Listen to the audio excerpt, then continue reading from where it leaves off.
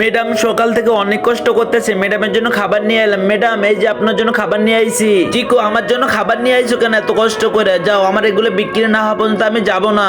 আচ্ছা ম্যাডাম, আমি বাসা যাইতেছি, ম্যাডামের জন্য কিছু একটা করতে হবে। কি করা যায় কি করা যায়? এই পাইছি, আজকে একটা মাছ ধরবো, মাছ ধরে ম্যাডামের জন্য রান্না করে রেখে দেবো। ম্যাডাম তো মাছ খেতে অনেক ভালোবাসে, যে কয়টা মাছ ওঠে ওই কয়টাই রান্না করবো। তো বন্ধুরা একটা পাইছি, একটাই রান্না করব। যাই বাসার দিকে যাই। তো বন্ধুরা বাসা চলে এসেছি, আমি রান্না করতে থাকি। তার আগে তোমরা যারা তোমাদের মা বাবাকে ভালোবাসো অবশ্যই লাইক কমেন্ট সাবস্ক্রাইব করতে ভুলবা না। তো আমাদের রান্না করা শেষ, এখন শুধু ম্যাডাম আসার বাকি। জিকো আমি চলে এসেছি, আমার ম্যাডাম এসেছে। ম্যাডাম জিকো আজকে অনেক টাকা কামাই করেছি, তুই দেখবি।